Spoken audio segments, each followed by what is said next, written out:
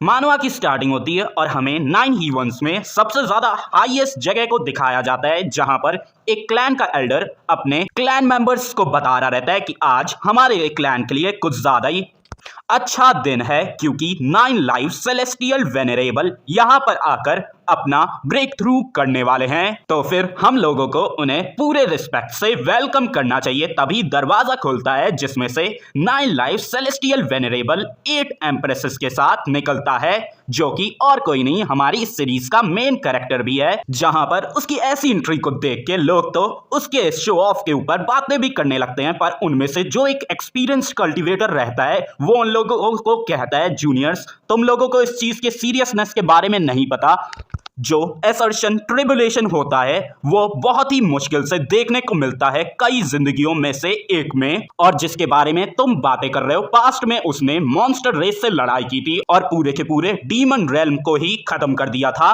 और अगर सिंपल शब्दों में उसे एक्सप्लेन किया जाए तो वो इनविंसिबल है। तभी हमारा मेन कैरेक्टर जाकर ट्रिबुलेशन प्लेटफॉर्म पे खड़ा हो जाता है और वो फुल एटीट्यूड में कहता है, आज मैं भी देखता हूं कि कौन मुझे रोकेगा। और तभी उसकी ट्रिबुलेशन शुरू होने लगती है और एक फिगर आसमान में अपीयर हो जाता है, जिसे देख के लोग काफी ज्यादा ही हैरान होते हैं, क्योंकि वो इटर्नल ट्रिबुलेशन में सबसे ज्यादा पावरफुल ट्रिबुलेशन थी, the ancient modern celestial vulnerable.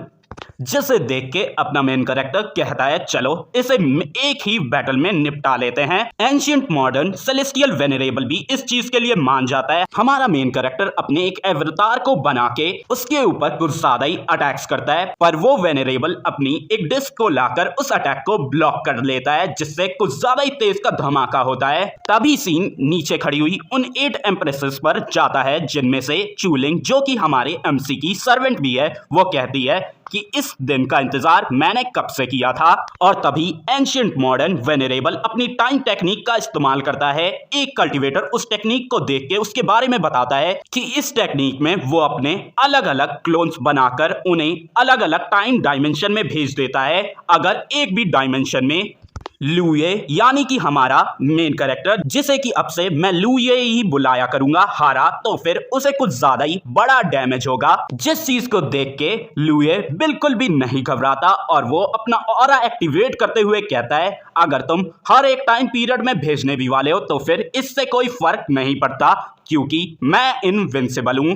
पर उसकी उम्मीद से उल्टा हमें दिखाया जाता है कि वो हर एक टाइम लाइन में हार जाता है, जिसे देख के वो खुद भी हैरान होता है। तभी एंशिएंट मॉडर्न वेनरेबल कहता है कि तुम सच में ही कुछ ज्यादा ही ताकतवर हो, पर यह कितनी बुरी बात है कि तुम्हें खुद भी नहीं पता कि तुम्हारे ऊपर किसी ने यिंग यांग डाउ डिवोरिंग गू का इस्तेमाल किया है। इसी वजह से मैं हर बार ओपनिंग को फाइंड कर पाया हूं। और वो उससे सवाल करते हुए कहता है, क्या तुम्हें इसके बारे में नहीं पता? जिस चीज को सुन के लुए काफी ज्यादा ही हैरान होता है और वो सोचता है कि आखिरकार ऐसा कर कौन सकता है। तभी उसकी नजर नीचे खड़ी हुई 8 एम्प्रेसेस पे जाती है, जो कि इस सीन को देख के काफी ज्यादा ही खुश हो रही होती हैं, क्योंकि इस गू का इस्तेमाल यिंग यांग यूनियन के ही टाइम किया जा सकता है।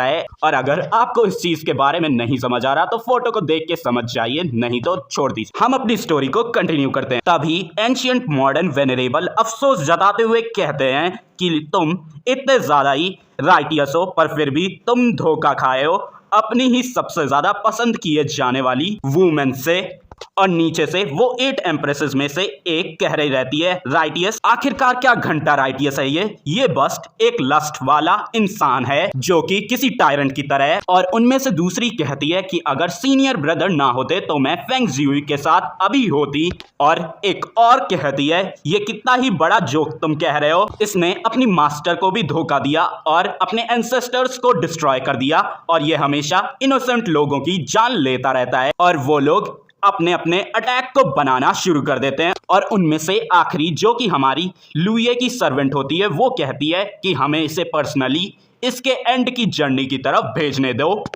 इस जैसे डीमन को तो मर जाना चाहिए। जिनकी इन बातों को सुन के लुये सच में ही कुछ ज्यादा ही गुस्सा होता है। तभी उसकी सर्वेंट कहती है कि अगर ये एक बार मर गया तो हम लोग फ्री हो जाएंगे। इन सारी बातों को सुन के लुये कुछ ज्यादा ही गुस्सा हो चुका रहता है और वो एक अटैक को क्रिएट करने लगा था। और कहता है कि मैं सच में तुम्हारे ऊपर कुछ ज्यादा ही रिलाय हो गया था। मैंने पास में तुम लोगों के साथ कितनी अच्छे से बिहेव किया और आज मेरी वजह से तुम लोग एम्प्रेसेस बन पाई हो, और मैंने ये कभी भी उम्मीद नहीं की थी कि तुम सभी लोग इतनी ज्यादा ऐशान फरामोश कमीनी निकलोगी। पर इससे पहले लुये उनके ऊपर अटैक कर पाता, एंशिएंट मॉडर्न वेनरेबल एक सील बना चुके थे और वो कहते हैं कि तुम्हें हमारी फाइट से डिस्ट्रैक्ट नहीं होना चाहिए, और वो सील को लुये के ऊपर हिट कर देते हैं। हमें दिखाया जाता है लुये की हालत इससे खराब हो जाती है, पर वो कहता है कि अगर मैं मरने वाला हूं तो फिर क्यों ना हम सभी लोग साथ मरते हैं। जिस चीज को देख के वो 8 एम्प्रेसेस परेशान होने लगती हैं, क्योंकि लुये खुद को सेल्फ डिस्ट्रक्ट करने वाला था। पर तभी एंशिएंट मॉडर्न वेनरेबल अपनी एक टेक्निक को इस्तेमाल करते हुए कहते हैं कि ये बैटल बिल्कुल भी वैसी थी नहीं जैसे कि मैंने सोची थी, तो मैं पहले से ही किसी ने पॉइजन कर दिया था, इसी वजह से मैं इसे एक प्रॉपर जीत नहीं मान सकता। तो मैं तुम्हें एक और चांस देता हूं और एक बार फिर से इन लोगों को तुम्हारे साथ छोड़ देता हूं, पर इस बार तुम मुझे डिसअपॉइंट बिल्कुल भी ना करना। और हमें दिखाया जाता है कि लुये और उन 8 एम्प्रेसेस की सोल एक वर्टेक्स में जा रही थी, और हमें इस टेक्निक के बारे में पता चलता है कि ये स्पेस टाइम रिवर्सल टेक्निक है जिसे कि एंशिएंट मॉडर्न सेलेस्टियल वेनरेबल ने एक्टिवेट किया है, जिस चीज के चलते इन सभी लोगों की सोल 50 साल पहले इनकी बॉडी में पहुंच जाएंगी। तभी जब लुये अपनी आंखें खोलता है वो खुद को अपनी 50 साल पहले वाली बॉडी में पाता है, जिसे देख के वो हैरान होते हुए कहता है क्या सच में हम लोग वापस आ गए हैं।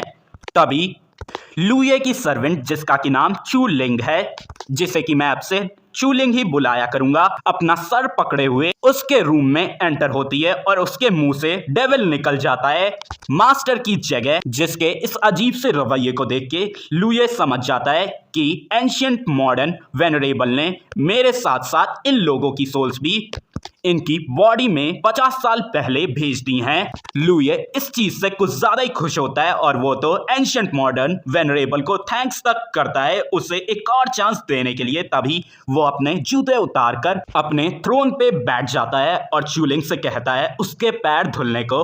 चूलिंग हालांकि इस चीज से कुछ ज्यादा ही गुस्सा थी, पर वो लुये के ऑर्डर को मान जाती है। लुये मन ही मन सोच रहा था कि मैं इसे अभी इसी वक्त मार सकता हूं, पर अगर मैंने ऐसा किया तो फिर मैं इसके धोखे का बदला कैसे ही ले पाऊंगा। कभी कभार मौत से भी बदतर सजा होती हैं, और अभी इसके पास पूरी की पूरी इसकी मेमोरीज हैं और ये मेरे ऊपर हद से ज्यादा गुस्सा और नफरत करती है। अगर मैंने इसे अभी मार भी दिया तो फिर इसे बिल्कुल भी दर्द का एहसास नहीं होगा। इसी वजह से मैं चाहता हूं ये जिए और उस लाइफ को एक्सपीरियंस करे जहां पर ये मेरी मदद के बिना इस दुनिया में कितनी ज्यादा बुरी जिंदगी जीती है। तभी लुये कहता है कि जो तुमने देखा वो सपना नहीं था, हम सभी के सभी लोग वापस आए हैं, जिससे सुन के चूलिंग पूरी ही हैरान होती है। तभी लुये उसके पास आकर कहता है तुमने सही सुना, एंशिएंट मॉडर्न वेनरेबल ने अपनी टाइम टेक्निक का इस्तेमाल करके हम लोगों को पास्ट में भेज दिया है, और मुझे अच्छे से याद है कि तुमने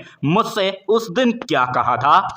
जिसकी बात को सुन के चूलिंग कुछ कहने की कोशिश करती है, पर तब तक लुये कहता है काफी है, क्या तुम्हें मुझसे आजादी नहीं चाहिए थी? तो फिर अब से तुम बिल्कुल ही आजाद हो। तभी लुये किसी चीज को निकालता है जिसे देख के चूलिंग काफी ज्यादा ही हैरान होती है, क्योंकि वो उन दोनों लोगों का लाइफ टैबलेट होता है। तभी लुये उसमें आग लगा देता है और कहता है इसी के साथ हम दोनों लोगों के बीच का कॉन्ट्रैक्ट खत्म होता है, अब तुम अपने चू स्वॉर्ड विला में जा सकती हो। तभी चूलिंग उससे एक सवाल करती है कि तुम्हारे पास तो 9 लाइफ्स थी, पर फिर भी तुमने अपनी पहली लाइफ में खुद को सेल्फ डिस्ट्रक्ट क्यों करना चाहा? तभी लुये फुल एटीट्यूड में कहता है कि इस चीज से तुम्हारा कोई भी लेना देना नहीं है, यहां से निकल जाओ।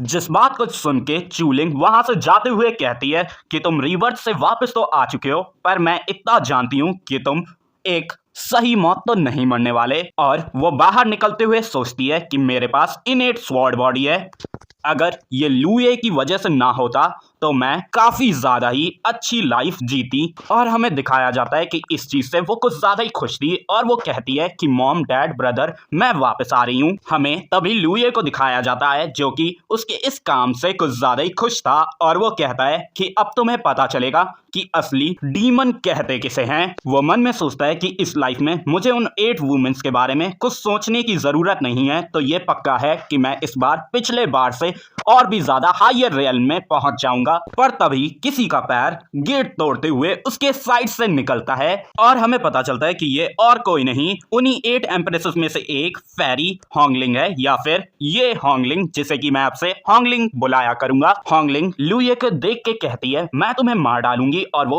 उसके ऊपर एक और बार अटैक करने की कोशिश करती है, पर उससे पहले ही लुए उसे गले से पकड़ के उठा लेता है और उसे धमकाते हुए कहता है कि तुम मुझे हिम्मत भी ना करना हिट करने की। तभी होंगलिंग कहती है आखिरकार तुम मेरे साथ करने के वाले हो। हमें उन दोनों लोगों की पोजीशंस को दिखाया जाता है जो कि सच में कुछ ज्यादा ही अजीब थी। पर तभी लुए गुस्से में कहता है कि अगर आज के आज तुम मेरा ये दरवाजा ठीक नहीं कर पाई तो फिर मैं तुम्हें जान से मार डालूंगा। तभी वो कहती है कि अगर ये तुम्हारी वजह से ना होता तो मैं अभी फेंग वू जुई के साथ होती।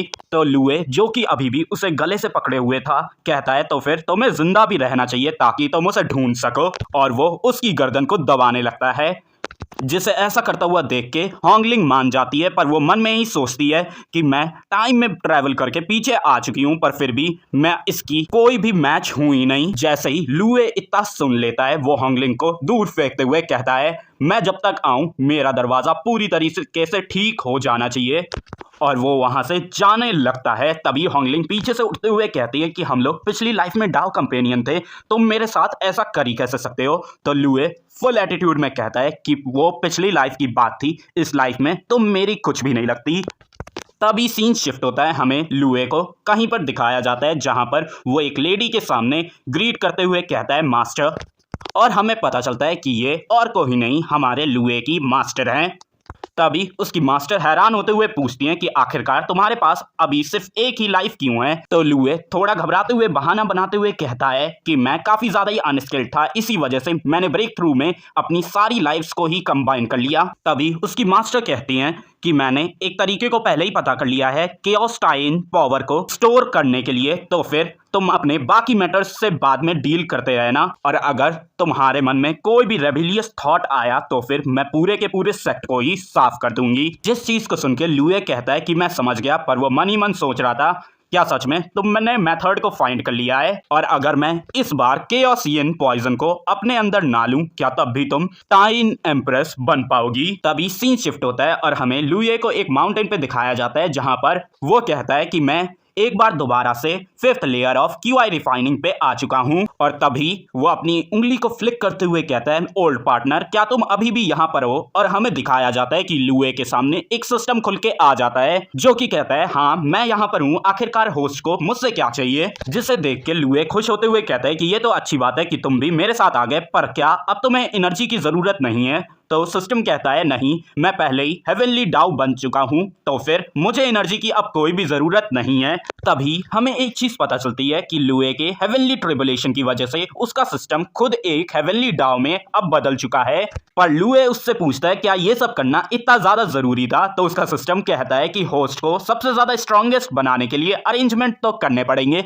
लुए को तो यही समझ नहीं आता वो इस बात पे खुश हो या फिर दुखी, पर वो कहता है इतनी बातें काफी हैं, अब हमें कल्टीवेशन को स्टार्ट करना चाहिए। तभी उसका सिस्टम एक नोटिफिकेशन पॉपअप करता है कि 9 lives undying heavenly scripture cultivation activate हो रहा है। तभी सीन शिफ्ट होता है और हमें चू स्वॉर्ड विला के मेन गेट के बाहर दिखाया जाता है जहां पर चूलिंग पहुंच चुकी थी, जिसे देख के एक गार्ड हैरान होते हुए सोचता है कि ये तो एल्डेस्ट मिस हैं, आखिरकार ये वापस कैसे आ गईं। तभी वही उन्हें रोकते हुए कहता है कि आखिरकार इस भिखारी को चू स्वॉर्ड विला के सामने किसने आने दिया। चूलिंग अपना इंट्रोडक्शन देने की कोशिश करती है, पर वही गार्ड अपनी स्वॉर्ड निकालते हुए कहता है कि तुम्हारी हिम्मत कैसे हुई खुद को एल्डेस्ट डॉटर बताने की चू स्वॉर्ड विला की। पर इन सारी चीजों से चूलिंग कुछ ज्यादा ही हैरान होती है कि वो गार्ड जिसे कि वो बचपन से जानती थी वो उसे अभी पहचान ही नहीं पा रहा। पर वो गार्ड चूलिंग को दूर करते हुए कहता है कि तुम चू फैमिली की ब्लड लाइन से बिलोंग नहीं करती, तो आखिरकार तुम यहाँ पर क्यों आई हो। पर वो मन ही मन घबराते हुए सोचता है क्या ये पूरी की पूरी पागल है, ये अगर किसी डीमन की गुफा से बाहर आ चुकी है तो फिर आखिरकार इसे मौत के दरवाजे पे दस्तक देने की क्या जरूरत पड़ गई। तभी वहां पर जो सेकंड गार्ड खड़ा था वो चिल्लाते हुए अंदर बताता है कि एल्डेस्ट मिस चूलिंग वापस आ चुकी हैं। इस चीज को सुन के फर्स्ट गार्ड सोचता है कि अब सब कुछ खत्म हो गया, और तभी हमें दिखाया जाता है कि चूलिंग के मदर फादर उसे लेने के लिए बाहर दौड़ते हुए आ जाते हैं, और चूलिंग उन लोगों से मिलके काफी ज्यादा ही खुश थी, और वो बताती है कि वो इस वजह से उनसे मिलने अब तक नहीं आ पाई थी क्योंकि उसे एक हॉस्टेज के तौर पे रख लिया गया था ग्रेट डाओ सेक्ट ने, और जो मेरा मास्टर था वो मुझे कभी भी उस सेक्ट को छोड़ने की परमिशन देता ही नहीं था, पर इस बार मैं सीक्रेटली ही भाग आई। तभी हमें उसके ब्रदर को भी दिखाया जाता है जो कि उसे देख के कुछ ज्यादा ही हड़बड़ा जाता है, जिसे गार्ड पकड़ते हुए सोचता है सच में ही वंस का क्या खेल है, जो बलि की बकरी थी वो आ गई है, अब यंग मास्टर बच जाएंगे। तभी सीन शिफ्ट होता है और हमें लुए की तरफ दिखाया जाता है जो कि कल्टीवेट कर रहा था, और हमें इस वर्ल्ड के भी बारे में पता चलता है जहां पर ग्रेट डाओ सेक्ट है कि ये फर्स्ट लेयर ऑफ हीवन है जो कि सारी लेयर्स में सबसे ज्यादा वीकेस्ट माना जाता है। और फिलहाल यहाँ की कल्टीवेशन रियलम कुछ इस तरीके से हैं, सबसे पहले पोस्टनेटल, फिर प्रीनेटल, फिर क्यूआई रिफाइनिंग जिसपे कि अभी हमारा लुए है, फिर ओरिजिन कोर, फिर शैटरिंग इन्फेंट, फिर वॉइड रिफाइनिंग, और आखिरी में डाउ इंट्रीगेशन। फिर हमें पता चलता है कि पिछली लाइफ का एक्सपीरियंस होने के चलते लुए fifth layer of QI refining से ब्रेक थ्रू करके ninth layer of QI refining में पहुंच चुका है, वो भी सिर्फ 15 दिनों में, और वो अपनी बॉडी के अंदर कोर बनाने में जुट गया ताकि वो नेक्स्ट स्टेज में ब्रेक थ्रू कर पाए। पर तभी उसके मुंह से खून निकलता है जिसे देख के वो खुद भी हैरान रहता है क्योंकि उसकी बॉडी की आधी ही क्यूआई कोर फॉर्मेशन में मदद कर रही थी, बाकी आधी एकदम किसी सॉलिड चीज की तरह जमी हुई थी।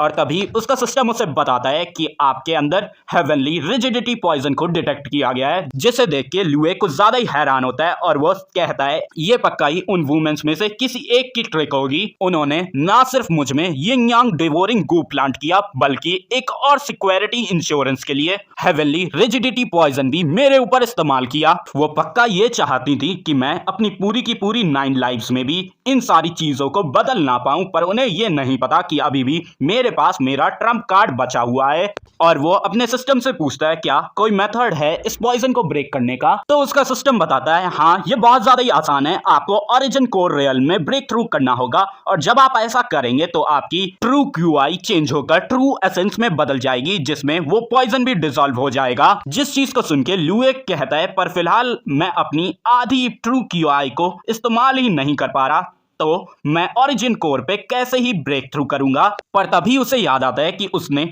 एक बार परफेक्ट रिटर्निंग ओरिजिन पिल को रिफाइन किया था, और अगर वो उसे ले लेगा तो फिर वो ओरिजिन कोर रियल्म में ब्रेक थ्रू कर लेगा। और वो हम लोगों को यह बताता है कि पिछली लाइफ में उसने इस पिल को यू होंगलिंग को दे दिया था क्योंकि ये पिल कुछ ज्यादा ही रेयर है, पर इस लाइफ में मैं ऐसा बिल्कुल भी नहीं करूंगा। पर तभी वो कुछ देख के हैरान हो जाता है, हमें दिखाया जाता है कि एक क्रेन एक बॉल को लाकर एक जगह पे ड्रॉप कर देता है और एक अनाउंसमेंट करता है कि ग्रेट डाओ सेक्ट की 92nd जनरेशन की डिसाइपल ये होंगलेन ने क्यूआई रिफाइनिंग के पीक पे ब्रेक थ्रू कर लिया है, और जो कि उसने सिर्फ व सिर्फ 1 महीने और 17 दिन के अंदर ही किया है।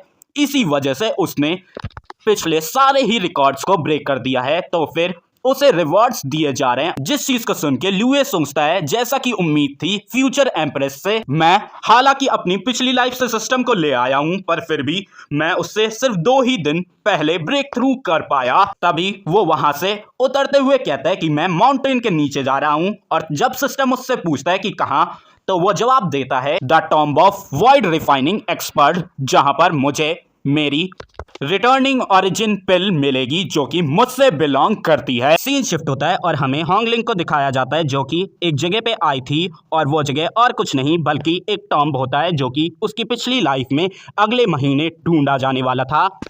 और जो इस टॉम में सबसे ज्यादा प्रीशियस चीज है वो है एक fragment 9 lives heavenly undying scripture का, और जो दूसरी चीज है वो है एक परफेक्ट रिटर्न टू ओरिजिन पिल।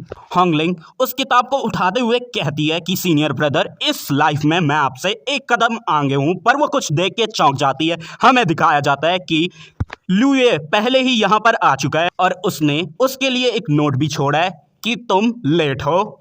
जिस चीज को देख के होंगलिंग कुछ ज्यादा ही गुस्सा हो जाती है और वो उस किताब को नीचे फेंक देती है। तभी उसके आसपास कई सारी लाइट्स अपीयर हो जाती हैं और हमें दिखाया जाता है कि लुए ने उसके लिए एक फॉर्मेशन भी बिछा रखी थी और वो चिल्लाती रह जाती है कि मुझे यहाँ से बाहर निकालो लुए। अब हमें 3 दिन बाद का सीन दिखाया जाता है जहां पर होंगलिंग गुस्से में आते हुए सीधे लुए के दरवाजे पे किक करती है, पर तभी उसे एक अटैक आकर पड़ता है और वो दूर गिरती है जाकर। तभी लुए कहता है क्या तुम्हें किसी ने नहीं सिखाया कि किसी के भी रूम में ऐसे नहीं घुसा जाता, सबसे पहले नॉक करो। जिस चीज के चलते होंगलिंग को तो मन ही मन बहुत ज्यादा गुस्सा आ रहा रहता है, पर वो उस गुस्से को पीते हुए इस बार लुए के दरवाजे पे नॉक करते हुए पूछती है क्या आप दरवाजा खोलेंगे, पर लुए सीधे सीधे कहता है निकल जाओ यहाँ से। जिसे सुन के होंगलिंग फिर से ही गुस्सा हो जाती है और वो दरवाजे को पीटना शुरू कर देती है और कहती है क्या तुमने वहां से मेरी परफेक्ट रिटर्न टू ओरिजिन पिल ली है। पर तभी फिर से उसे कुछ अटैक्स पड़ते हैं और वो उस दरवाजे से दूर हो जाती है। उसे गुस्सा तो बहुत आ रहा था, पर वो उसे अंदर ही अंदर दबा लेती है और एक बार दोबारा से पूछती है क्या तुमने वो पिल ली है। लुए सीधे सीधे कहता है नहीं, तुम क्या कर लोगी। जिस चीज को सुन के होंगलिंग का इस बार दिमाग पूरा ही खराब हो जाता है और वो अटैक करने के लिए आगे बढ़ते हुए कहती है तुमने उस पिल को ले तो लिया, पर तुम्हारे अंदर इतनी हिम्मत ही नहीं है कि तुम उस चीज को एडमिट कर पाओ। मैं तुमसे मौत तक फाइट करूंगी। पर तभी उनकी मास्टर बीच में आ जाती है और वो होंगलिंग से शांत रहने को कहती है, जिन्हें देख के होंगलिंग एकदम इनोसेंट एक्ट करते हुए कहती है कि मास्टर फिर से उसने मुझे एक बार हिट किया। उसकी मास्टर इस बारे में लुए से पूछती है और मैं आप लोगों को ये भी बता दूं कि ये हमारे लुए की भी मास्टर हैं। इनका नाम बाई क्यूलान है।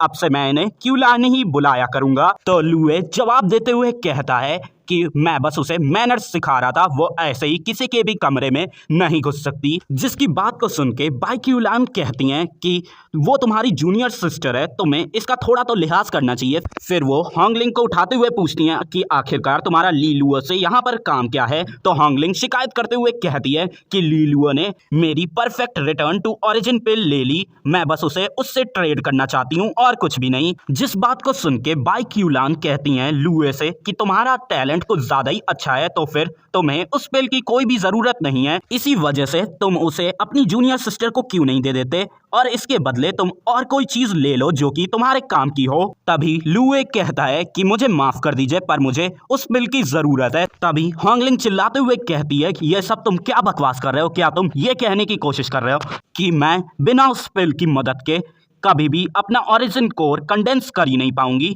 जिसकी इस बात को सुन के लुए भी थोड़ा परेशान हमें दिखता है और वो अपने पास से उस पिल को निकाल लेता है। जिसे ऐसा करता हुआ देख के बाई क्यूलान कहती हैं ठीक है, अब तुम अच्छे बच्चे की तरह इसे दे दो। पर तभी हमें उसके चेहरे पे एक इविल सी हंसी दिखती है और हमें दिखाया जाता है कि वो उस पिल को खुद ही खा लेता है उन लोगों के सामने। जिस चीज को देखने के बाद उसकी मास्टर बाई क्यूलान भी हैरान होती हैं और होंगलिंग वहां से गुस्से में जाते हुए कहती है अब तुम मुझे देखना मैं कैसे अपना सेक्रेड कोर कंडेंस करती हूँ और तुमसे मेरी की हुई बेइज्जती का बदला लेती हूँ। जिस चीज को देख के उनकी मास्टर बाई क्यूलान भी थोड़ी परेशान होती हैं और वो लुए से कहती हैं मुझे पता है कि तुम उसे बिल्कुल भी पसंद नहीं करते, पर क्या तुम्हें इतना ज्यादा एक्सट्रीम में जाने की जरूरत थी। अब सीन शिफ्ट होता है और हमें चू स्वॉर्ड मैनर में दिखाया जाता है जहां पर चूलिंग की मदर उसे अपने हाथों से खाना खिला रही थी और हमें चूलिंग को भी दिखाया जाता है जो कि बहुत ज्यादा ही खुश थी और वो कहती है कि आप इस दुनिया में सबसे बेस्ट हैं और मुझे बहुत ही अच्छे से ट्रीट करती हैं और इसी वजह से मुझे हमेशा ही आपके साथ ही रहना है। तभी उसकी मदर पूछती है क्या सच में मैं तुम्हारे रियल पेरेंट्स से भी ज्यादा अच्छी हूँ।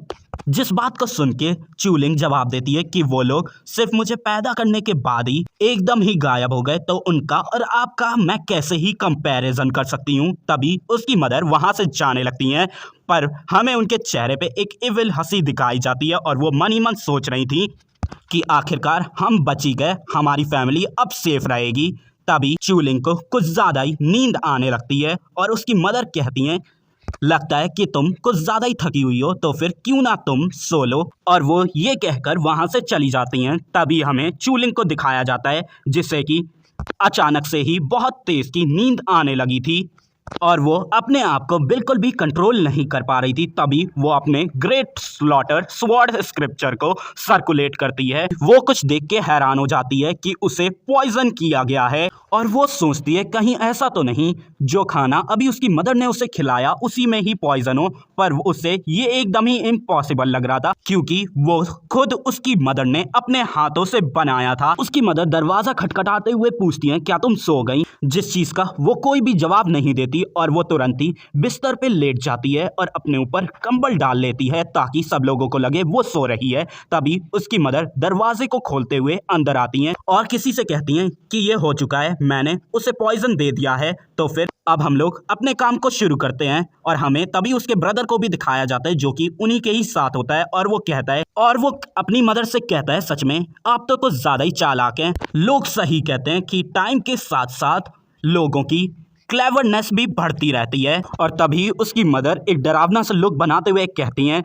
कि अब इसे ले जाओ और एंसेस्टर के पास डिलीवर कर दो जाकर। जिस बात को सुन के उसका ब्रदर भी हंसने लगता है। पर इधर हमें च्यूलिंग को दिखाया जाता है जो कि इसे सुन के काफी ज्यादा ही रो रही थी। तभी सीन शिफ्ट होता है और हमें कुछ लोगों को दिखाया जाता है जो कि च्यूलिंग को कहीं ले जा रहे थे। तभी एक बंदा आकर च्यूलिंग के फादर को या फिर कहूँ एडॉप्टेड फादर को बताता है कि मैंने चूशी को ठिकाने लगा दिया है और वहां पर कोई भी सर्वाइवर नहीं बचा। और हमें पता चलता है कि जिस बंदे ने च्यूलिंग को रोका था चू मैनर में आने के लिए ताकि च्यूलिंग को अंदर कोई खतरा ना हो, उसको च्यूलिंग के फादर ने मरवा दिया है जो कि अभी बहुत ज़्यादा ही गुस्से में कहते हैं एक छोटा सा सर्वेंट मेरे इतने सालों से बनाए गए प्लान को तबाह करने ही वाला था। और तभी वो अपने बेटे के ऊपर चिल्लाते हुए कहते हैं कि ये अगर यहाँ पर नहीं आती मरने के लिए तो तुम्हें स्वॉर्ड सेक्रीफाइस बनना पड़ता। इसी वजह से मैं तुमसे कहता था कि कुछ सीख लो, हमेशा ही तुम पीने और खेलने में ही टाइम वेस्ट करते रहे। तो उसका बेटा जो कि अभी भी बिल्कुल भी सीरियस नहीं था वो कहता है ठीक है मैं समझ गया, मैं अगली बार से अच्छे से कल्टीवेट करूंगा। तभी हमें दिखाया जाता है कि ये सारी बातें च्यूलिंग भी सुन रही थी जो कि ये सारी बातें सुनने के बाद पूरी तरीके से ही अंदर से टूट चुकी थी। तभी उसका भाई एक ठरकी सा चेहरा बनाते हुए कहता है कि अगर ये मर नहीं जा रही है तो फिर क्यों ना बस मुझे इसके साथ आधे घंटे के लिए छोड़ दो। जिसकी इस बात को सुन के उसके फादर गुस्से में उसका कान खींचते हुए कहते हैं कि तुम्हारे इतने बेकार शब्द निकालने की हिम्मत कैसे हुई, वो फिर भी तुम्हारी बहन लगती है, क्या तुम हमारी चू फैमिली की रेपुटेशन पूरी ही बर्बाद कर दोगे। तो उसका बेटा कहता है कि मुझे हर्ट हो रहा है, वो तो सिर्फ दो मरे हुए स्लेव्स की डॉटर ही है, वो कौन सी ही मेरी बायोलॉजिकल सिस्टर है। जिस चीज़ को सुन के च्यूलिंग पूरी ही हैरान होती है क्योंकि उसे समझ आता है कि उसके पेरेंट्स ने कभी भी उसे छोड़ा ही नहीं था बल्कि इन्हीं लोगों ने उन्हें मार डाला था। तभी उसकी एडॉप्टेड मदर भी कहती हैं क्यों ना हम अपने बेटे को उसके साथ आधे घंटे के लिए छोड़ दें। पर उसके एडॉप्टेड फादर मना करते हुए कहते हैं कि हम बिल्कुल भी डिले नहीं कर सकते ओल्ड एंसेस्टर की स्वॉर्ड फोर्जिंग को, वरना हमारी पूरी ही फैमिली इस चीज़ का खामियाजा झेलेगी। इन सारी बातों को सुनने के बाद च्यूलिंग मन में सोचती है कि मैंने इस औरत को अपनी रियल मदर से भी ज़्यादा ऊंचा दर्जा दिया पर फिर भी ये इतनी ज़्यादा घिनौनी बातें कर रही है। अब मुझे समझ आ रहा है कि लुए कभी भी मुझे मेरे घर वापस आने क्यों नहीं देता था। तभी हमें पिछली लाइफ में दिखाया जाता है कि जब च्यूलिंग लुए से पूछ रही थी कि मुझे मेरे पेरेंट्स के पास जाना है तो लुए उससे पूछता है कि आखिरकार वो तो तुम्हारे बायोलॉजिकल पेरेंट्स हैं भी नहीं, तो फिर तुम उनकी इतनी ज़्यादा परवाह क्यों करती हो। पर जब च्यूलिंग इस चीज़ पे अड़ी रही थी कि उसे जाना ही है क्योंकि वो उसके लिए बायोलॉजिकल पेरेंट्स से भी ज़्यादा अच्छे हैं, तब लुए ने जवाब दिया था ठीक है, जब एक बार वो स्वॉर्ड बन जाएगी मैं तुम्हें पर्सनली ही घर ले जाऊंगा। जिस बात को सुन के च्यूलिंग भी काफी ज्यादा खुश हो गई थी। पर जब च्यूलिंग चू मैनर में पहुंची थी तब उसके सामने पूरा का पूरा चू मैनर आगों में झुलस रहा था, जिस चीज के पूरा का पूरा जिम्मेदार उसने लुए को ही मान लिया था। पर अब च्यूलिंग को समझ आ रहा है कि किस वर्ड की लुए ने बात की थी। तभी सीन शिफ्ट होता है, हमें लुए को दिखाया जाता है जो कि इन सारी बातों को देख रहा था। तभी उसका सिस्टम कहता है कि जो च्यूलिंग है वो अभी कोमा में है तो वो अपनी फैमिली मेंबर्स की बातें नहीं सुन पा रही होगी।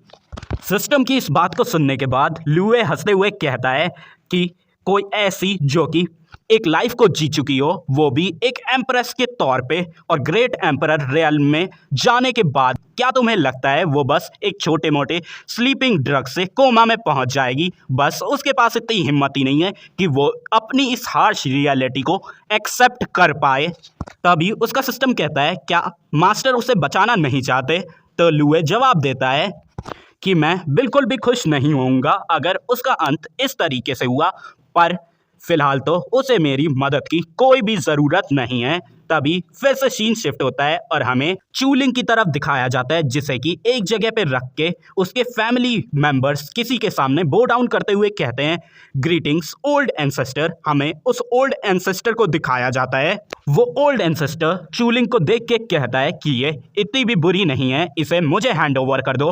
और वो चूलिंग के अडॉप्टेड फादर और ब्रदर से कहता है कि तुम दोनों लोग यहाँ पर रुक के इस रिचुअल को देख सकते हो। और हमें एक जगह से काफी ज्यादा आग निकलती हुई दिखाई जाती है, जिसके एकदम बीचों बीच में एक स्वॉर्ड रखी होती है, जिसे देख के वो ओल्ड एंसेस्टर कहता है कि बस मेरी 30 साल की मेहनत अब बस पूरी होने वाली है, इसमें एक आखिरी और फाइनल स्टेप बचा है। और तभी वो उस फाइनल स्टेप को शुरू कर देता है, जिस चीज के चलते आसपास की बहुत सारी ही स्वॉर्ड उड़ के डीमन स्वॉर्ड में कंबाइंड हो जाती हैं। और वो कहता है अब स्वॉर्ड सेक्रीफाइस की बारी है। जिस बात को सुन के चूलिंग के एडॉप्टेड फादर उसे उठा के उन फ्लेम्स के पास लाते हुए कहते हैं कि तुम्हें इतने साल बड़ा करना बिल्कुल भी बेकार नहीं किया, और वो उसे उन फ्लेम्स में फेंक देते हैं। पर तभी हमें चूलिंग को दिखाया जाता है, जो कि एक छोटी सी स्माइल देती है, और वो अचानक से ही हंसते हुए थोड़ा सा ब्लड उस स्वॉर्ड के ऊपर थ्रो कर देती है, जिस चीज के चलते उस पूरी की पूरी डीमन स्वॉर्ड का हुलिया ही चेंज हो जाता है, जिसे देख के चूलिंग के एडॉप्टेड फादर पूरे ही हैरान हो जाते हैं। और तभी चूलिंग उस स्वॉर्ड को अपने हाथ में पकड़ लेती है, जिसे देख के वो एंसेस्टर पूरे ही हैरान हो जाते हैं कि आखिरकार ऐसा पॉसिबल कैसे ही हो सकता है। और तभी चूलिंग फुल स्पीड से उस एंसेस्टर की तरफ अटैक करने को बढ़ जाती है, जिसे अपनी तरफ आता हुआ देख के एंसेस्टर भी अपने पास से एक स्वॉर्ड निकाल के उस अटैक को रोकने की कोशिश करता है।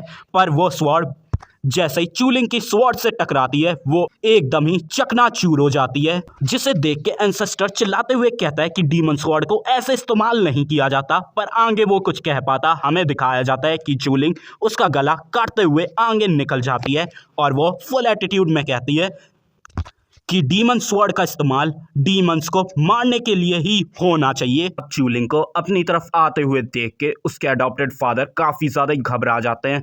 तभी चूलिंग, जो कि पूरी ही गुस्से में थी, वह कहती है मैंने तुम्हें सबसे ज़्यादा क्लोजेस्ट फैमिली की तरह ट्रीट किया, पर आखिरकार तुमने ऐसा क्यों किया? तो उसके फादर कहते हैं कि तुम अभी बहुत ज़्यादा ही ताकतवर हो चुकी हो, तुम्हें स्वॉर्ड सेक्रीफाइस बनने की अब कोई भी ज़रूरत नहीं है, अब हमें घर चलना चाहिए।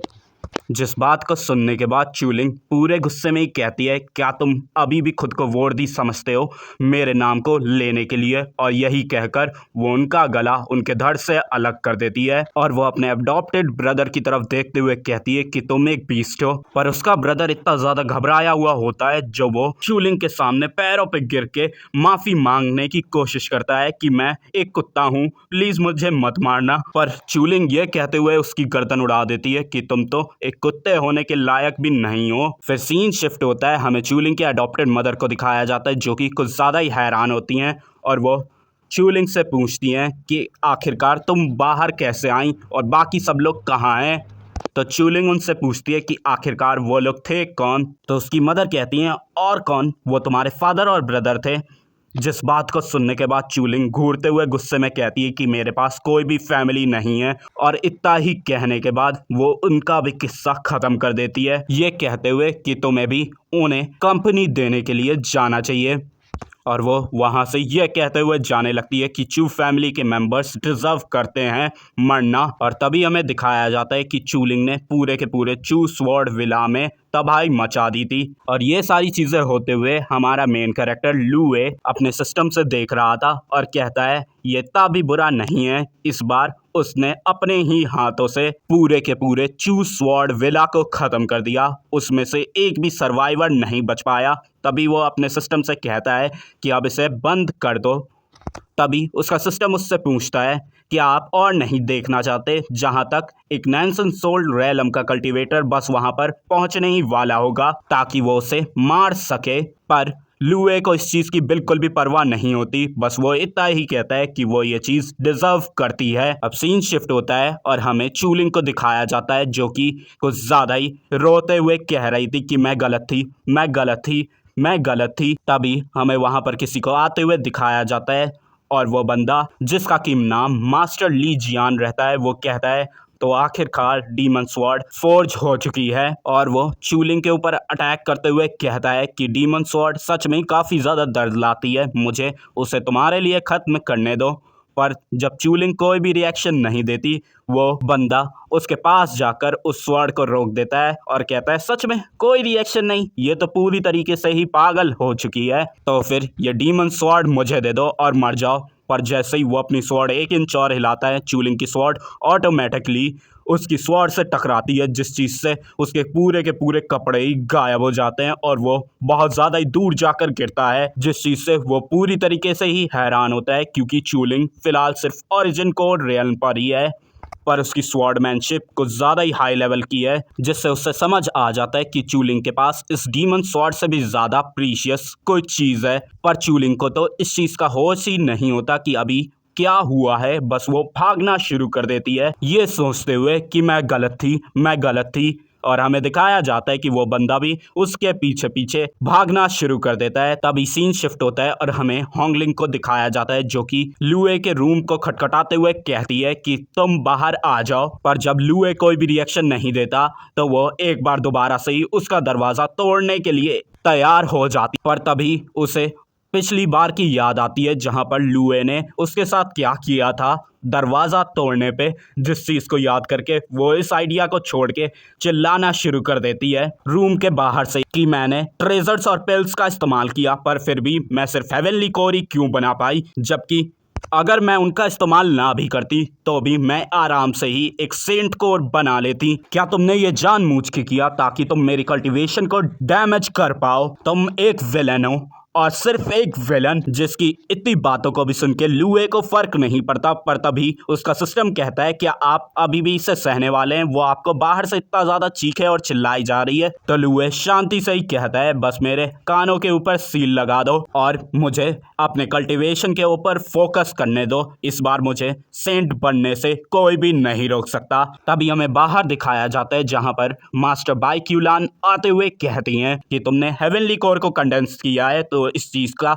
लुए से क्या लेना देना है? तो होंगलिंग उसे बताती है जब भी पहले मैं ब्रेक थ्रू किया करती थी तो वो मुझे हमेशा ही पिल्स और ट्रेजर्स देता था, ये कहकर कि मेरा ब्रेक थ्रू एकदम ही परफेक्ट होगा। पर इस बार मैंने उन पिल्स और ट्रेजर्स को खुद से क्रिएट किया और आखिरी में मेरी ट्रू क्यूआई पूरी ही केओटिक हो गई, जिस चीज के चलते मैं सिर्फ हेवनली कोर ही बना पाई। जिस बात को सुनने के बाद मास्टर बाइक्यूलान कहती हैं ये तुम क्या बकवास कर रही हो? जब लुए तुम्हें ट्रेजर्स और पिल्स दिया करता था तो वो हर एक चीज को पता नहीं कितनी बार ही चेक करता था, जिस चीज के लिए उसे कितनी ही मेहनत करनी पड़ती होगी, और तुम ये कह रही हो कि तुमने बस उन्हें ऐसे ही मिक्स कर लिया खुद से ही, तो तुम्हें क्या लगता है कि ये इतना इफेक्टिव होने भी वाला है? जिस बात को सुन के होंगलिंग हैरान होते हुए पूछती है कि आप ये कह रही हैं कि अब तक जितने भी मैंने ब्रेक थ्रू किए हैं वो लुए की वजह से हैं? तो बाइक्यूलान होंगलिंग के पास आते हुए कहती हैं कि हम सातों में से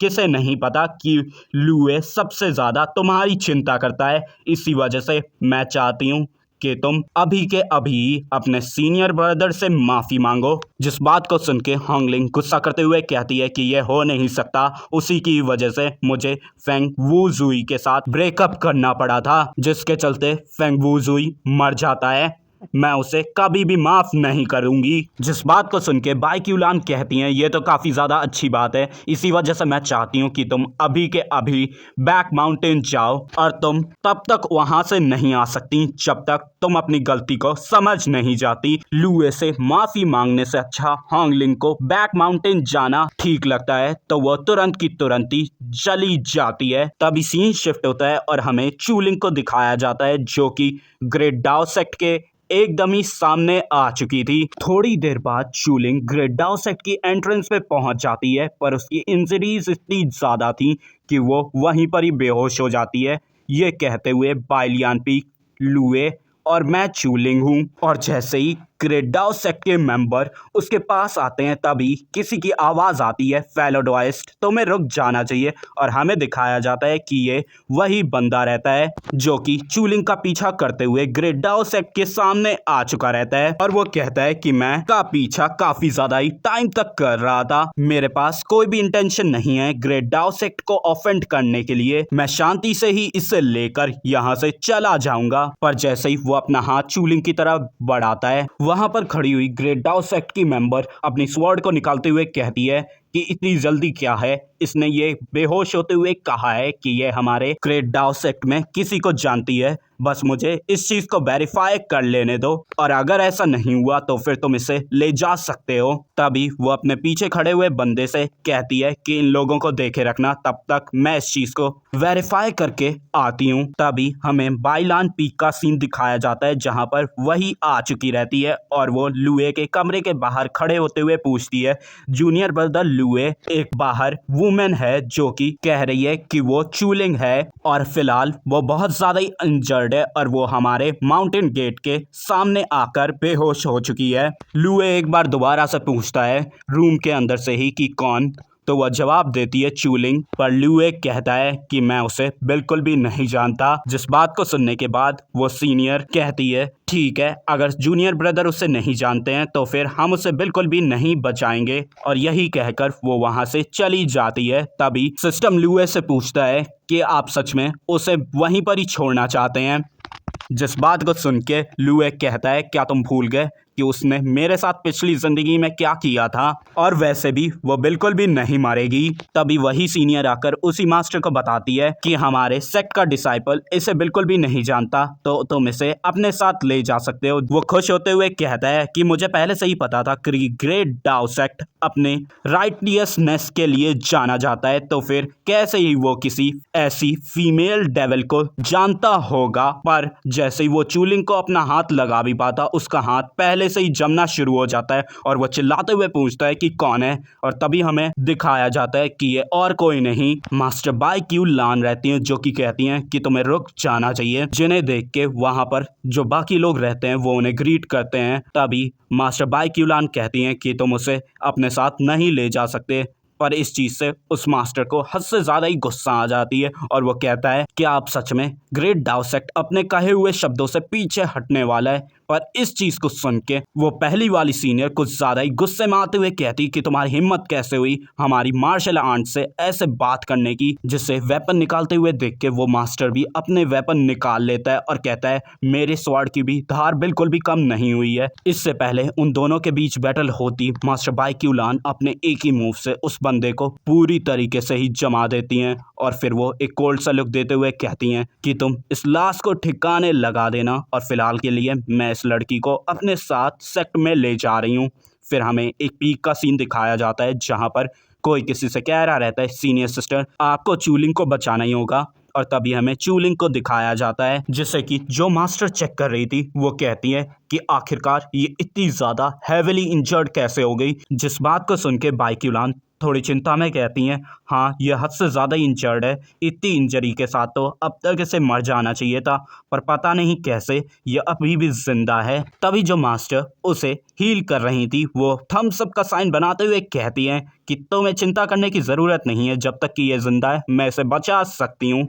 जिस चीज़ को सुन के बाई क्यू लान भी उसे थैंक्स करती हैं। फिर हमें थोड़ी देर बाद का सीन दिखाया जाता है जब चूलिंग को होश आ चुका था, जो कि अपने सामने मास्टर बाई क्यू लान को देखते हुए कहती है सिस्टर बाई आखिरकार यंग मास्टर कहाँ हैं। पर मास्टर बाई क्यू लान को सिस्टर बुलाते हुए सुन के जिन मास्टर ने चूलिंग को हील किया था वो तो काफ़ी ज़्यादा ही हैरान हो जाती हैं। तभी बाई क्यू लान कहती हैं कि लुए फिलहाल साइकिलूजन में गया है और अभी वो बाहर नहीं आया है। जिस चीज़ को सुनने के बाद चूलिंग कहती है कि यंग मास्टर ने ही आपसे कहा था कि मुझे आकर बचाएं, मुझे जल्द से जल्द यंग मास्टर से मिलना होगा।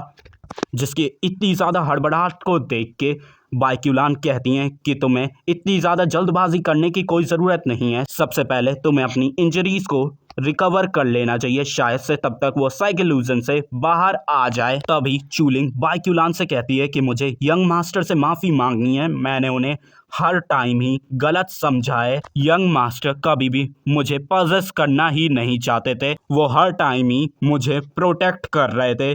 शायद से सिस्टर बाई हम लोगों ने भी यंग मास्टर को गलत समझ लिया है। पर उनकी इस बात को सुन के वो जो दूसरी सीनियर थी वो ब्लश करते हुए सोचती हैं, ऐसा लगता है कि मैंने किसी सीक्रेट को सुन लिया है। पर उनके ऐसे चोरी चोरी से बातों को सुनने के चलते बाइक्यूलान बिल्कुल भी खुश नहीं थी और तभी वो उनके पास जाते हुए कहती हैं, सीनियर सिस्टर क्या आप थोड़ी देर के लिए बाहर जा सकती हैं, मुझे चूलिंग से थोड़ी बातें करनी है। जिस बात को सुन के वो सीनियर बाहर जाते हुए कहती हैं, ठीक है मैं बाहर जा रही हूँ, तुम लोग आराम से ही बातें कर सकते हो। और जब वो बाहर चली जाती हैं तो मास्टर बाइक्यूलान कहती हैं कि तुम मुझे सिस्टर बाई मत बुलाया करो, तुम मुझे सीनियर बाई कहा करो। जब मेरा केओस यिन पॉइजन फ्लेयर अप हुआ था तो लुए ने एक ऐसा अनअवॉइडेबल एक्ट किया था जो कि उसे बिल्कुल भी नहीं करना चाहिए था। और ये सारी बातें बाहर से मास्टर बाइक्यूलान की सीनियर सुन रही थी। वो सोचती हैं कि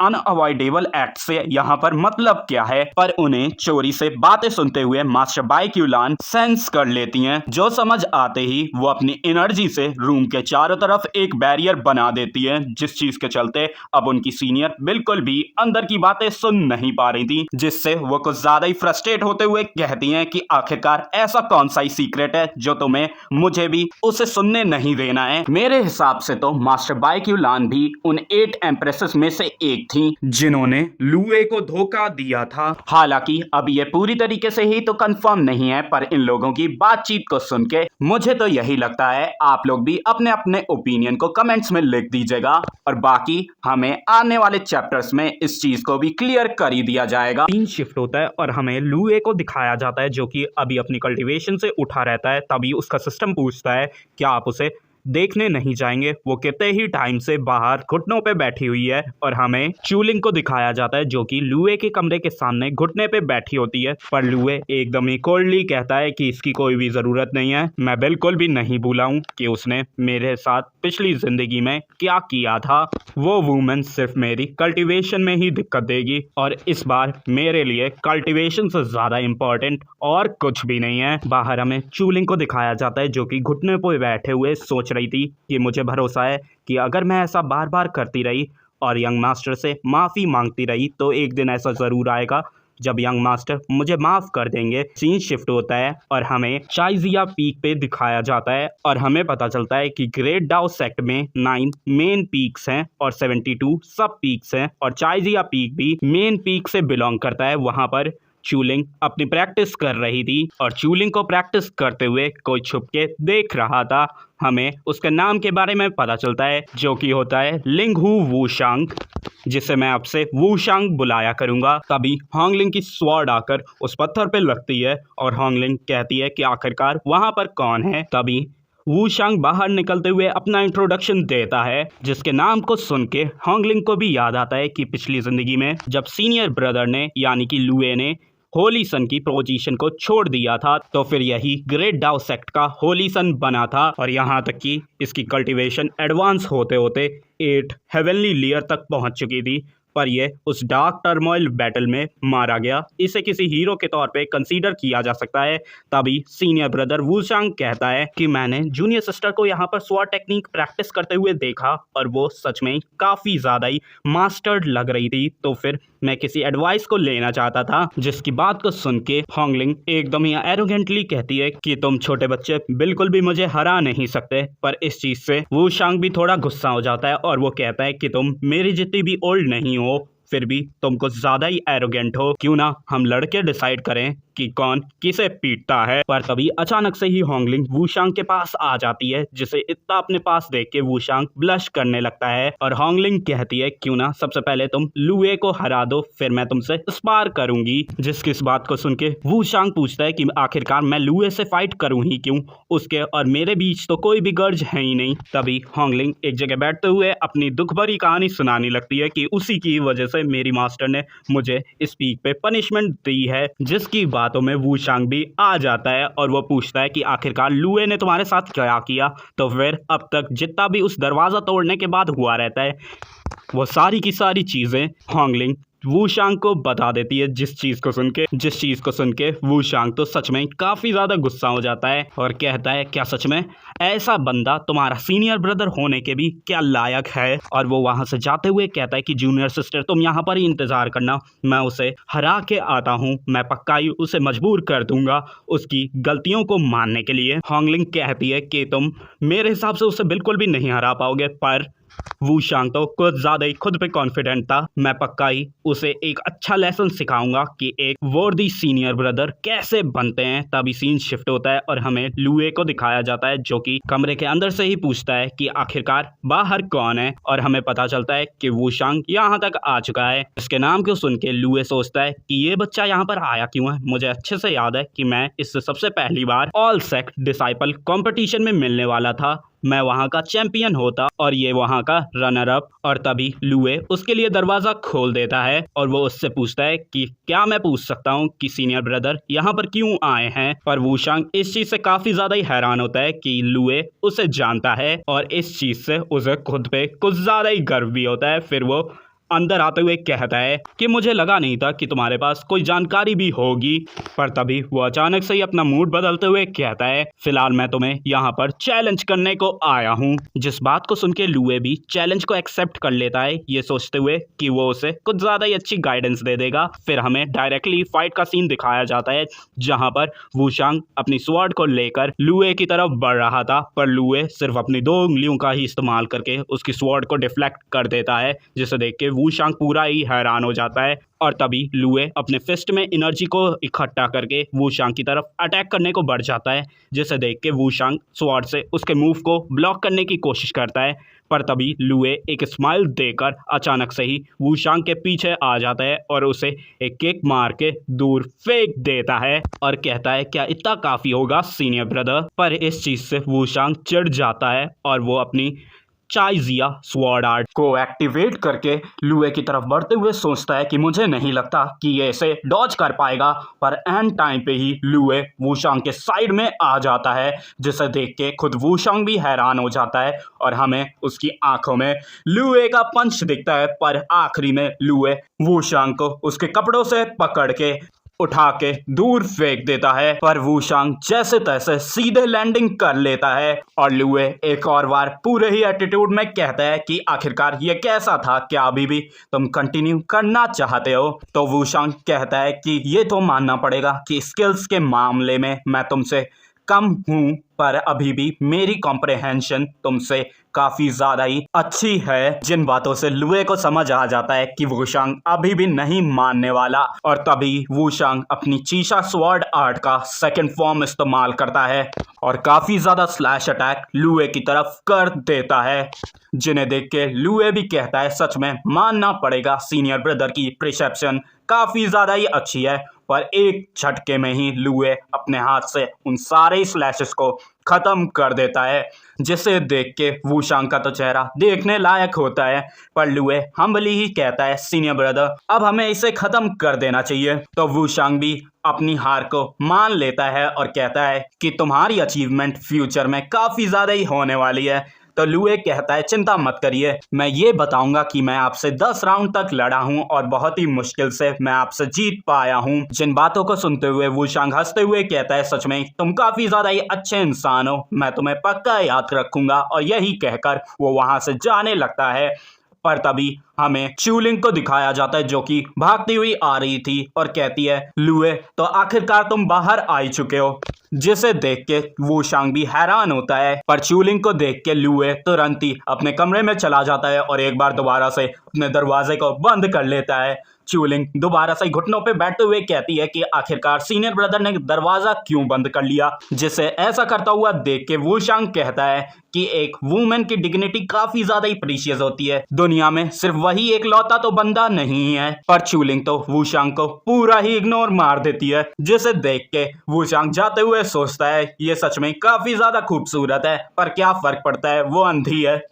उसके सामने इतना ज्यादा डैशिंग लड़का खड़ा हुआ है पर फिर भी वो उसे भाव तक नहीं दे रही। फिर सीन शिफ्ट होता है और हमें होंगलिंग की तरफ दिखाया जाता है, जहां पर वूशांग आकर कहता है कि मैं हार गया।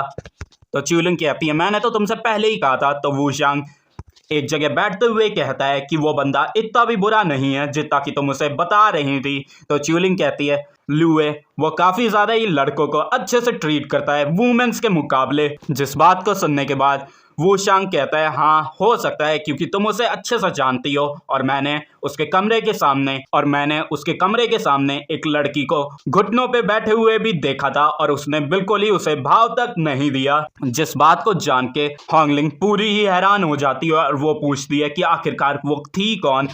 तो वूशांग उसे बताता है शायद से उसने अपना नाम लिंगर बताया था, जिस चीज को सुन के होंगलिंग पूरी ही हैरान होते हुए कहती है क्या सच में चूलिंग वापस आ गई, आखिरकार मैं इसे कैसे ही हैंडल करूंगी। पर फिर वो खुद ही से ही सवाल करते हुए कहती है क्या मैं जल रही हूँ, ऐसा पॉसिबल कैसे हो सकता है। जिसके ऐसे रिएक्शन को देख के वूशांग सोचता है सच में ये भी लुए के ही पीछे पड़ी हुई है। पर तभी वो कहता है कि जैसा कि तुमने कहा था मैंने लुए से फाइट कर ली है तो फिर अब तुम्हें मुझसे स्पार करनी होगी।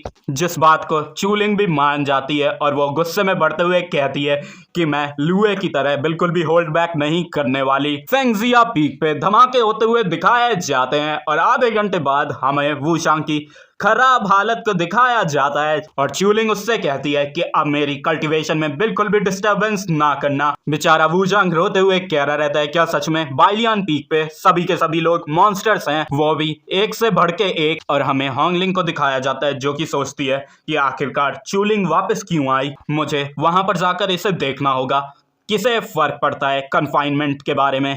और यहाँ पर वो पनिशमेंट के बारे में बात कर रही है जो कि उसकी मास्टर ने उसे इस पीक पे रहने को दी है। फिर सीन शिफ्ट होता है और हमें चूलिंग को दिखाया जाता है जो कि अभी भी अपनी गलती के लिए लुए से माफी मांग रही थी। पर तभी अचानक से ही चूलिंग गिर जाती है और उससे लुए के कमरे का दरवाजा खुल जाता है। वो वहां पर लुए को देखने की कोशिश करती है पर पूरी ही हैरान हो जाती है क्योंकि लुए तो उस कमरे में होता ही नहीं है।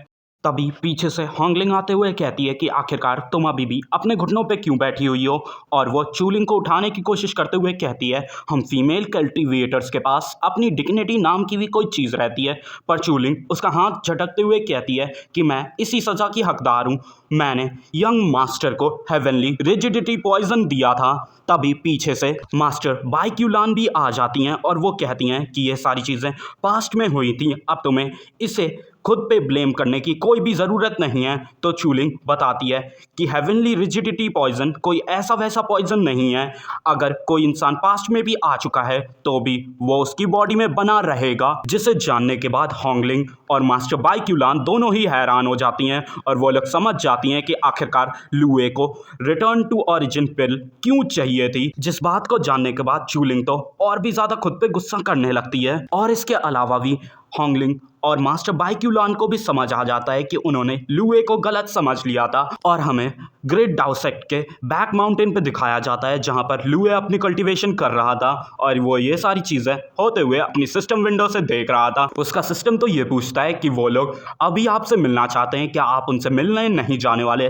तो लुए गुस्से में कहता है कि मैं ये अच्छे से समझ चुका हूँ कि ये औरतें मेरी सिर्फ कल्टीवेशन में रोड़ा ही बनने वाली हैं, मुझे फिलहाल इनसे कोई भी फर्क नहीं पड़ता। और वो यही कहकर अपने सिस्टम को बंद कर देता है। और फिलहाल तो उसका गोल 13 लेयर ऑफ ओरिजिन कोर पे पहुंचना था ताकि वो ग्रेट डाउसेक्ट के ट्रेजर पवेलियन में एंटर कर पाए। और अब हमें डायरेक्टली 3 महीने बाद का सीन दिखाया जाता है जहां पर सभी डिसाइपल कंपटीशन के लिए जा रहे थे और उनमें से एक लुए भी था जो कि अपने नीचे होंगलिंग, चूलिंग और मास्टर बाइक्यूलान को देख लेता है। और जब चूलिंग लुए को देख लेती है और वो लुए की तरफ आने लगती है, तो लुए बस एक ही लाइन कहता है कि यहाँ से निकल जाओ, और वो यही कहकर उनसे दूर चला जाता है, जिसे देख के बाकी सारे डिसाइपल्स तो काफ़ी ज़्यादा ही हैरान रहते हैं और सारे लड़के तो उसके सामने वो करते हुए कहते हैं कि यही हमारी इस जनरेशन का रोल मॉडल है, हमारे इस बो को एक्सेप्ट करो। फिर हमें बैटल अरीना का सीन दिखाया जाता है जहां पर क्रेडाओ सेक्ट के वाइस सेक्ट मास्टर एक लंबी चौड़ी स्पीच दे रहे थे, जिससे लुए को घंटा फर्क नहीं पड़ता, और तभी वो डिसाइपल कंपटीशन को शुरू करने का ऐलान कर देते हैं। और हमें देखने को मिलता है होंगलिंग अपने मैच के लिए अरीना में आ जाती है, जिसकी खूबसूरती को देख के बाकी डिसाइपल्स तो काफ़ी ज़्यादा ही हैरान थे, पर लुए तो उसे देखता तक नहीं है और इस मैच का रिजल्ट एकदम ही एक तरफा रहता है। होंगलिंग एक ही मूव में अपने मैच को जीत जाती है। इसी के साथ चूलिंग का भी मैच शुरू होता है, जो कि अभी भी लुए से ही माफ़ी मांग रही थी। यहाँ तक कि लोग तो लुए के बारे में बातें भी करना शुरू कर देते हैं इस बारे में, और तभी होंगलिंग की ओपोनेंट कहती है कि तुम एक फीमेल कल्टिवेटर हो, तुम्हें किसी भी लड़के के सामने ऐसे अपनी बेइज्जती नहीं करवानी चाहिए थी। पर होंगलिंग कहती है कि यंग मास्टर मेरे लिए इस चीज़ से ज़्यादा इंपॉर्टेंट है, जिस चीज़ से उसकी अपोनेंट को काफ़ी ज़्यादा गुस्सा आ जाता है, और वो कहती है कि अब मैं तुम्हें एक लेसन सिखाने वाली हूँ। और ये देख के मास्टर बाइक्यू लान की सीनियर भी हैरान थी कि इतनी ज़्यादा ब्यूटीफुल लड़की लुए के पीछे इतनी ज़्यादा ही पड़ी हुई है। और तभी वो लड़की अपने काफ़ी ज़्यादा ही क्लोन्स को बना के चूलिंग की तरफ अटैक कर देती है, पर चूलिंग एक झटके में ही उसके सारे क्लोन्स को तबाह करके उसके गले पे स्वॉर्ड रख देती है, और वो इस मैच को एक ही बार में जीत जाती है। पर अभी भी लुए उसके ऊपर बिल्कुल भी ध्यान नहीं देता, और लुए का भी फाइट का टाइम आ जाता है जहां पर उसका अपोनेंट कहता है कि अब मैं तुम्हें सबक सिखाने वाला हूँ, आखिरकार तुम अपनी जूनियर सिस्टर के साथ ऐसे रूड कैसे ही हो सकते हो। और वो अपने ब्लेड को लेकर लुए की तरफ अटैक करने को बढ़ जाता है, पर लुए अपने एक ही फिस्ट अटैक में उसकी स्वॉर्ड के साथ साथ उस मैच को भी जीत जाता है, जिसे देखने के बाद वाइस सेक्ट मास्टर कहते हैं सच में ही इस बार काफ़ी ज़्यादा ही पावरफुल डिसाइपल्स हैं। पर वो होंगलिंग और चूलिंग के बारे में सोचते हैं कि अगर वो लुए के साथ रहीं तो फिर उनके लिए ज़्यादा अच्छा नहीं होगा, शायद से वो अपनी कल्टीवेशन के पाथ से भटक जाएं। और तभी उनका ध्यान मास्टर बाइक्यू लान पे जाता है, जो कि लुए को ही घूर रही थी, जिसे देख के वो काफ़ी ज़्यादा ही गुस्से में सोचते हैं कि अगर ये सारी चीज़ें ऐसे ही होती रहीं तो फिर मुझे लगता है कि मुझे अपने सेक्ट का ही नाम बदलना पड़ जाएगा। और ऐसे ही काफ़ी ज़्यादा राउंड्स होते रहते हैं, और जैसा एक्सपेक्टेड था कि होंगलिंग, चूलिंग और लुए अपने मैचेस को बड़े ही आसानी से जीतते चले जा रहे थे। और तभी इस बार फाइट हमारे लुए और होंगलिंग के बीच में होती है। होंगलिंग फाइट को करने से पहले ही सबसे बड़ी गलती कर देती है, ये कहते हुए कि मुझे अच्छे से पता है कि मैं अभी तो तुम्हें हरा नहीं सकती, बस मेरे चेहरे पे बिल्कुल भी हिट नहीं करना। तो लुए एक एविल सी स्माइल देते हुए कहता है, अच्छा हुआ जो तुमने मुझे याद दिलवा दिया। और पहला ही अटैक होंगलिंग के चेहरे पे होता है, जिसकी वजह से होंगलिंग भी गुस्सा हो जाती है और वो अपने पूरी ताकत को इकट्ठा करते हुए लुए के ऊपर एक फिस्ट अटैक कर देती है। पर लुए अपने आर्म से ही अटैक से होंगलिंग के उस फिस्ट को तोड़ के उसे इस मैच से ही बाहर कर देता है। लुए को लड़कियों के खिलाफ इतना ज़्यादा कठोर देख के लड़कों को तो लगने लगता है कि लुए को लड़कियां पसंद ही नहीं। वो तो सोचता है कि अब मुझे लगता है कि लड़कों को भी संभल के रहना चाहिए। और तभी हमें देखने को मिलता है कि इस बार लुए की फाइट सीनियर वूशांग से होती है, जो कि कहता है कि हालांकि मुझे तो पता है कि मैं इतना पावरफुल नहीं हूँ कि मैं तुम्हें हरा पाऊँ, पर फिर भी मुझे ये बैटल लड़नी होगी। पर मुझे ये समझ नहीं आता कि आखिरकार तुम अपनी जूनियर सिस्टर के लिए इतना ज़्यादा कठोर क्यों हो। पर लुए कहता है कि इन सारी बकवास चीज़ों की ज़रूरत नहीं है, हमें अपनी फाइट को शुरू करना चाहिए। सीनियर वूशांग अपने स्वॉर्ड से काफ़ी ज़्यादा स्लैशेस लुए की तरफ कर देते हैं। लुए अपनी उंगलियों पे ही स्वॉर्ड इंटेंट को एक्टिवेट कर लेता है और उसके एक ही मूव में सीनियर वूशांग के सारे ही अटैक खत्म हो जाते हैं, जिसकी इतनी पावर को देख के सीनियर वूशांग अपनी हार को मान लेते हैं। पर इस मूव को देखने के बाद वहां पर खड़े हुए सारे ही हेल्डर पूरे के पूरे हैरान हो जाते हैं। और तभी उनमें से एक एल्डर कहते हैं कि जूनियर सिस्टर बाई तो स्वॉर्ड कल्टीवेटर भी नहीं है, मुझे लगता है कि मुझे लुए को सिखाना चाहिए, वही काफी ज्यादा ही सही रहेगा। पर तभी दूसरा एल्डर कहता है कि ये तुम क्या बकवास कर रहे हो, तुम मुझे तक तो हरा नहीं पाते, तो फिर ये तो पक्का है कि मैं उसे सिखाऊंगा। पर तीसरा तो एल्डर ये तक कह देता है कि मैं इतना क्वालिफाइड नहीं हूं कि मैं लुए को कुछ सिखा पाऊं, पर मैं अपने मास्टर से कहूंगा कि वो लुए को अपने डिसाइपल के तौर पे एक्सेप्ट कर लें। जिन बातों को सुन के मास्टर बाइक्यूलान बीच में ही आते हुए कहते हैं कि सीनियर ब्रदर, आप ये सारी बातें क्या कर रहे हैं, लुए हमारी बाइक्यूलान पीक का डिसाइपल है, तो ये कुछ ज़्यादा ही इम्पोलाइट नहीं हो रहा है। जिस बात को सुनने के बाद सभी एल्डर्स मास्टर बाइक्यूलान की चापलूसी करते हुए कहते हैं कि मैं आपको ये चीज़ें दे सकता हूँ, बस आप लुए को मेरा डिसाइपल बना दें। पर मास्टर बाइक्यूलान पूरी तरीके से ही मना कर देती हैं, जिसे सुनने के बाद लुए भी हैरान रहता है, क्योंकि जैसा कि मास्टर बाइक्यूलान को पहले से ही पता है कि लुए फ्यूचर में जाकर सभी मास्टर और एंसेस्टर्स को खत्म कर देगा, तो आखिरकार वो लुए को अपने साइड क्यों रख रही हैं। पर तभी किसी की आवाज़ आती है, मार्शल नीस भाई, मैं लुए को अपने साथ ले जा रहा हूँ। और हमें आसमान में एक बंदे को दिखाया जाता है जो कि वनरेबल बैटल स्वॉर्ड रहते हैं, जिन्हें देख के सभी एल्डर्स उन्हें मार्शल अंकल कहकर ग्रीट करते हैं, और जितने भी डिसाइपल्स रहते हैं वो उन्हें सुप्रीम एल्डर कहते हैं, यहाँ तक कि लुए भी उन्हें ग्रीट करता है। पर तभी उनके भी पीछे एक बंदा आते हुए कहता है कि जूनियर ब्रदर बैटल स्वॉर्ड, तुम्हें क्या नहीं लगता कि लुए मेरे स्वॉर्ड डाव के लिए ज़्यादा कंपैटिबल है। और तभी उनके भी पीछे एक और बंदा आ जाता है जो कि कहता है कि सीनियर ब्रदर, आपको तो सच में पता होना चाहिए कि लुए मेरे स्वॉर्ड डाव के लिए परफेक्ट है। पर तभी मास्टर बाइक्यूलान कहती हैं कि मार्शल अंकल, सेक्ट के रूल के हिसाब से सिर्फ डिसाइपल्स को फर्स्ट एंट्रेंस पे ही चूज किया जा सकता है। अब आप किसी को उनके पीक से अलग नहीं कर सकते अगर उनका टैलेंट इतना ही ज़्यादा बढ़िया है। पर इस बात से सुप्रीम एल्डर गुस्से में कहते हैं कि तुम यहाँ तक कि स्वॉर्ड कल्टीवेटर तो नहीं हो, तो आखिरकार तुम लुए को स्वॉर्ड कल्टीवेशन कैसे ही सिखाने वाली हो।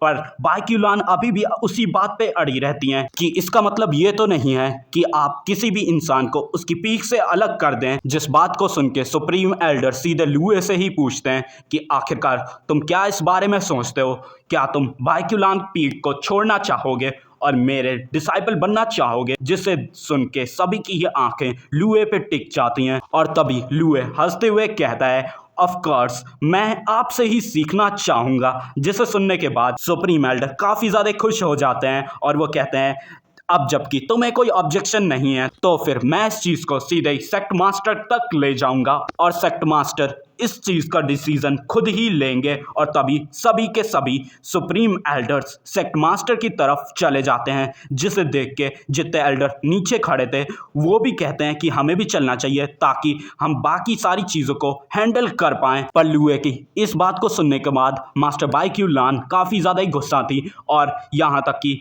हॉन्गलिंग तक परेशान थी कि आखिरकार अब क्या किया जाए। और मास्टर बाइक्यूलान तभी कहती हैं कि कोई भी लुए को मुझसे छीन नहीं सकता जब तक मैं यहाँ पर हूँ। और वो भी इस चीज़ के बारे में बात करने के लिए सेक्ट मास्टर के पास चली जाती हैं। पर अभी भी कंपटीशन चलता रहता है, और हमें देखने को मिलता है कि इस बार चूलिंग की फाइट एक सीनियर से होने वाली थी। तभी हमें ग्रेट डाउ हॉल का सीन दिखाया जाता है, जहाँ पर सभी सुप्रीम एल्डर्स होते हैं और वो इसी बात को सेक्ट मास्टर के सामने रख रहे थे। तभी सेक्ट मास्टर कहते हैं, ठीक है, अब तुम लोग अपने मुंह को बंद कर लो, मैंने तुम्हारी बातें सुन ली हैं। जिस बात को सुन के सभी सुप्रीम एल्डर्स शांत हो जाते हैं। सेक्ट मास्टर सीरियस होते हुए कहते हैं, जूनियर सिस्टर बाई, और अचानक से ही उनका मूड बदल जाता है और वो कहते हैं कि मैंने तुम्हें काफ़ी टाइम से नहीं देखा, सच में तुम और भी ज़्यादा खूबसूरत हो चुकी हो। जिसे सुनने के बाद सुप्रीम एल्डर्स का तो चेहरा देखने लायक था। तभी मास्टर बाइक्यूलान सेक्ट मास्टर को ग्रीट करती हैं, जिसे देख के सेक्ट मास्टर कहते हैं कि तुम्हें इन सारी चीज़ों की ज़रूरत नहीं है, तुम मुझे डायरेक्टली ही सीनियर ब्रदर कह सकती हो। तो मास्टर बाइक्यूलान इसे मना कर देती हैं और वो अपनी बात को रखते हुए कहती हैं कि मैं लुए को बिल्कुल भी जाने को अलाउ नहीं कर सकती बाइलियान पीक से। ऐसे हमारे सेक्ट की इमेज खराब होगी, क्योंकि ये हमारे सेक्ट का ही एक रूल है। तभी एक सुप्रीम एल्डर कहते हैं कि तुम तो एक स्पेल कल्टीवेटर हो, तो फिर तुम लुए को स्वॉर्ड टेक्निक्स कैसे ही सिखाने वाली हो। जिसे सुनने के बाद मास्टर बाइक्यूलान कहती है, हाँ मैं स्पेल्स तो सिखाती हूँ, पर स्वॉर्ड मैं वो भी सिखा सकती हूँ। अगर मार्शल अंकल इस बात पे भरोसा नहीं करते तो फिर क्यों ना हम लोग स्वॉर्ड से एक बैटल कर लें। इसे सुन के वो सुप्रीम एल्डर कहते हैं, ठीक है, मैं भी तुम पे ज्यादा हार्श नहीं होऊंगा, मैं अपनी कल्टीवेशन तुम्हारी ही रैलम तक सील कर लूंगा। अगर तुम हार गई तो तुम्हें लुए को सुप्रीम एल्डर्स का डिसाइपल बनाना होगा, अगर तुम जीत गई तो फिर तुम्हारी मर्जी। जिसे सुनने के बाद बाइक्यूलान सीधे ही ग्रेट डाउ हॉल के बाहर आ जाती हैं और उनके पीछे वो ग्रेट एल्डर भी चले जाते हैं। और सेक्ट मास्टर तो ये कहते हुए रह जाते हैं कि मार्शल अंकल जूनियर सिस्टर बाई को बिल्कुल भी हर्ट ना करिएगा। और तभी हमें देखने को मिलता है कि बाहर जाकर मास्टर बाइक्यूलान अपनी स्वॉर्ड एनर्जी से एक बहुत बड़ी सी स्वॉर्ड बना लेती हैं, जिसे दूर से चूलिंग भी सेंस कर पाती है। और वो ये कहती है कि ये तो टाइन डिवाइन स्वॉर्ड है, इसका मतलब मास्टर ने अपना मूव कर दिया है। पर उस स्वॉर्ड को देख के खुद सुप्रीम एल्डर भी हैरान रहते हैं। और तभी मास्टर बाइक्यूलान उस स्वॉर्ड को सुप्रीम एल्डर की तरफ छोड़ देती हैं, जिसे ब्लॉक करने के लिए सुप्रीम एल्डर भी अपनी एनर्जी से एक स्वॉर्ड बना के उस स्वॉर्ड से टकराते हैं। पर हमें देखने को मिलता है कि उनकी स्वॉर्ड टकराते ही टूट जाती है, जिससे उन्हें भी काफी ज्यादा ही चोट लगती है और ऐसे ही वो हार जाते हैं। और तभी मास्टर बाइक्यूलान बाकी सुप्रीम एल्डर से कहती है कि क्या आप भी मेरी स्किल्स को देखना चाहेंगे। तो दूसरे सुप्रीम एल्डर कहते हैं, नहीं, इस बारे में भूल जाओ, हमने तुम्हारी स्वॉर्ड टैलेंट को भी देख लिया है, तो मैं इस बात के लिए बिल्कुल ही कंफर्म हूँ कि तुम लुए को स्वॉर्ड टेक्निक सिखा सकती हो। जिसे एक तीसरे सुप्रीम एल्डर भी मान जाते हैं, जिनकी बात को सुन के मास्टर बाइक्यूलान उन्हें ग्रीट करती है। पर इस चीज से सेक्ट मास्टर भी हैरान थे और वो मास्टर बाइक्यूलान से पूछते हैं कि ये हमारे यहाँ की तो टेक्निक नहीं लगती। तो मास्टर बाइक्यूलान बताती हैं कि ये मुझे बाय चांस ही मिल गई थी, इसी वजह से ये हमारे सेक्ट की टेक्निक नहीं है। जिसे सुनने के बाद सेक्ट मास्टर तो कहते हैं कि मेरे पास भी काफी ज्यादा अच्छी स्वॉर्ड टेक्निक्स पड़ी हैं, क्यों ना हम लोग उसे स्टडी करें चल के। पर बाइक्यूलान माफी मांगते हुए कहती है कि मुझे बिल्कुल भी स्वॉर्ड टेक्निक्स नहीं पसंद। और हमें पता चलता है कि चूलिंग ने अपनी फाइट को जीत लिया है और फाइनल मैच चूलिंग और लुए के बीच में है, जिस चीज से चूलिंग काफी ज्यादा ही खुश रहती है, क्योंकि अब वो लुए से कम बात तो कर पाएगी। पर जैसे ही लुए अरीना में कदम रखता है, चूलिंग काफी ज्यादा ही हैरान हो जाती है, क्योंकि लुए की बॉडी से किलिंग इंटेंट निकल रहा था। ऑडियंस तो लुए को गालियां देते हुए ये चिल्लाने में लगी थी कि लुए को हरा डालो। पर तभी चूलिंग घुटनों पे आते हुए कहती है कि यंग मास्टर, अब आपको मेरे साथ करना चाहिए। पर इस चीज से लुए भी हैरान था और वहां की ऑडियंस तो ये कह रही थी कि मुझे समझ नहीं आता आखिरकार उसके ऊपर लुए का कितना ही बड़ा कर्जा है जो वो ऐसे एक्ट कर रही थी। पर लुए एकदम ही कोल्डली कहता है, शायद से तुम भूल चुकी हो कि मेरे और तुम्हारे बीच कुछ भी नहीं रहा है। हालांकि मैं तुम्हें बिल्कुल भी जान से तो नहीं मारूंगा, पर मेरे रास्ते से दूर रहो, यही तुम्हारे लिए अच्छा रहेगा। पर चूलिंग रोते हुए कहती है कि आप मुझे मार सकते हैं, पर मैं बिल्कुल भी आपकी साइड को नहीं छोड़ूंगी। जिसे सुनते ही लुए बिना किसी रहम के एक थप्पड़ चूलिंग के मुंह पे मारता है, उसे साइको कहता है। इसी सीन के साथ हमारे ये पार्ट एंड होता है। अब हम अगले पार्ट में देखेंगे कि लुए आखिरकार इस सिचुएशन में क्या करने वाला है।